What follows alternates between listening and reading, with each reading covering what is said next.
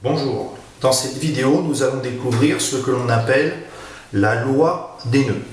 Nous avons ici un circuit simple constitué d'une pile, d'une première lampe et d'une deuxième lampe branchée en dérivation. Voici le schéma normalisé du circuit. On retrouve ici la pile, la lampe numéro 1 et la lampe numéro 2. Il y a deux points particuliers de ce circuit qui nous intéressent, que j'ai appelés A et B. Les points A et B, ce sont des nœuds du circuit. Les nœuds du circuit, ce sont les endroits où il y a au minimum 3 fils qui se rencontrent. Et donc, on voit bien donc, que ce sont les points A et B, et qui sont dans la réalité ici, au niveau de la lampe numéro 1. Entre les nœuds, il y a 3 branches. La branche principale qui contient le générateur et 2 branches secondaires, on peut dire aussi 2 branches dérivées. La première branche qui contient la lampe L1 et la deuxième branche qui contient la lampe L2. Bien sûr, dans chacun des fils circule un courant.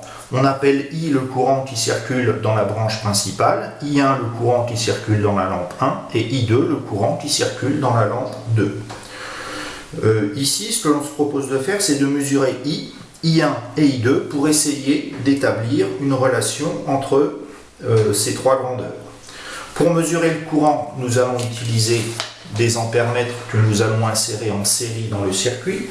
On va commencer par mesurer le courant I qui circule dans la branche principale ici. Donc, on insère un ampèremètre en série dans le circuit, comme ceci.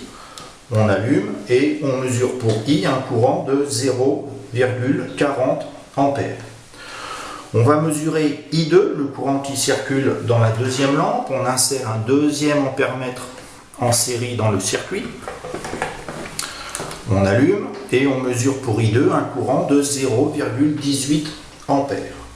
Il nous reste à mesurer le courant I1 qui circule dans la lampe numéro 1. On insère un troisième ampèremètre. Alors celui-là est un peu plus délicat à mesurer. On débranche tout le nœud et on vient rebrancher ici avec un autre fil. On allume et on a la valeur de I1 qui vaut 0,22 ampères.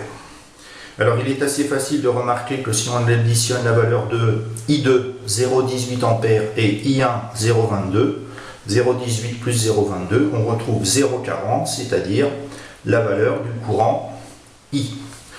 Ce résultat constitue ce qu'on appelle la loi des nœuds, qui nous dit donc que dans un circuit en dérivation, si le courant arrive à un nœud, il se sépare en deux, et si on additionne I1 et I2, on retrouve le courant principal I. I égale I1 plus I2, c'est la loi des nœuds.